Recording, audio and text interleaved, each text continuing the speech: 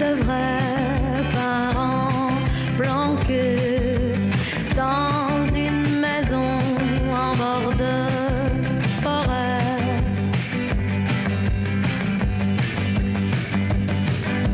Mais je ne connais toujours pas, non, je ne me connais pas, non, je ne connais toujours pas le secret de mon identité. Oh, de mon identité. Oh,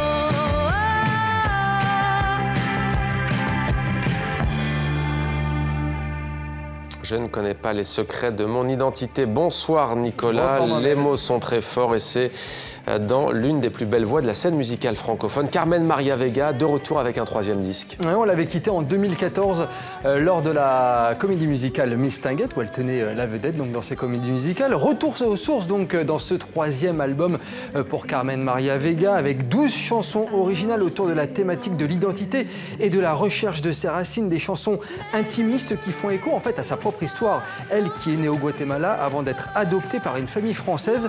C'est en tout cas ce qu'elle voulait raconter à son public dans ses chansons et en concert. Écoutez. C'est un témoignage, donc je leur susurre à l'oreille quelque part mon histoire et en même temps je leur fais prendre conscience, j'espère, que tout le monde a une identité et que c'est un luxe de ne pas avoir à se poser la question, je pense. Régulièrement, il y a des gens qui me disent c'est vrai que je n'avais pas conscience d'avoir une identité parce qu'en fait je suis née dans le pays où j'ai grandi, je n'ai pas eu à fuir de guerre et c'est vrai que on ne se la pose pas si on n'est pas confronté à ça. Ce qui me fait plaisir, c'est que jusqu'à présent, vraiment, à chaque fois, les gens viennent me voir en me disant je suis bouleversée.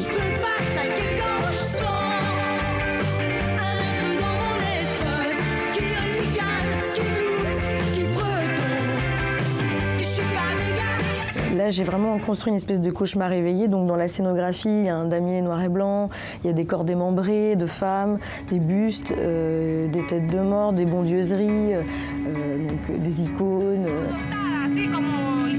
Je suis la niña, la pinta, la Santa Maria.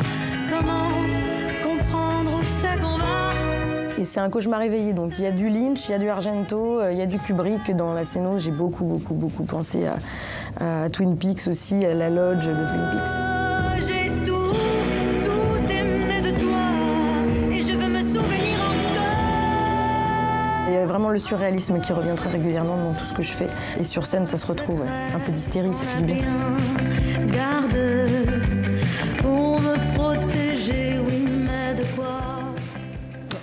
Et on vient de voir, Mohamed, un avant-goût de l'univers de Carmen Maria Vega sur scène. Je vous invite vraiment à la voir en concert. Vous avez vu, c'est tout simplement assez époustouflant. Sa mise en scène, plusieurs dates encore en France jusque cet été. Et puis donc son album Santa Maria sort demain vendredi. Et vous nous invitez aussi ce soir à prendre le chemin de la Tunisie, Nicolas, avec la 11e édition du Festival Doc. C'est à Tunis, festival qui célèbre le film documentaire. Oui, c'est jusque dimanche, hein, ce festival, Mohamed. Au programme des projections de films, des tables rondes, des rencontres avec des artistes. Une 11e édition ayant pour thème la condition humaine, avec des documentaires provenant de France, de Belgique, de Suisse, de Tunisie, du Maroc, de l'Iran ou encore de Syrie. Des films qui font donc souvent écho à l'actualité. Doc à Tunis est en plus une manifestation gratuite et accessible à tous, il faut le signaler. Et on reste au Maghreb, Nicolas, avec Le Petit Prince, le grand classique d'Antoine de Saint-Exupéry qui vient d'être traduit en hassania. L'hassania, c'est la langue parlée en Mauritanie, au Sahara occidental, dans le sud du Maroc ou encore dans le grand sud algérien. Il sera distribué, Le Petit Prince, dans cette version, dans les prochains jours, dans les librairies du Maroc. Mohamed, Le Petit Prince, il faut le savoir, est désormais traduit en 300 langues, ce qui en fait le livre le plus traduit au monde, tout simplement, hors ouvrage religieux. Et puis, il faut le rappeler, hein, Antoine de Saint-Exupéry, aviateur de profession, avait été nommé chef d'escale à Cap Juby, c'est au Maroc, dans les années 1920. L'auteur a aussi vécu entre Casablanca et Rabat et parle beaucoup du Maroc dans la plupart de ses ouvrages. Et pour finir, Nicolas, une disparition. On a appris la mort du poète et auteur dramatique français Armand Gatti. Pardon. Il était l'une des figures de la culture libertaire, défenseur d'un théâtre pour tous, engagé et novateur. En 1986, à Montreuil, en Seine-Saint-Denis, près de Paris, il crée la fondation de la parole errante. Il monte des spectacles avec des marginaux, des chômeurs, des prisonniers ou encore des immigrés. Et en tant que reporter, il faut dire qu'il avait remporté le prix Albert Londres en 1954. Armand Gatti avait 93 ans, donc une grande figure du théâtre libertaire qui vient de nous quitter.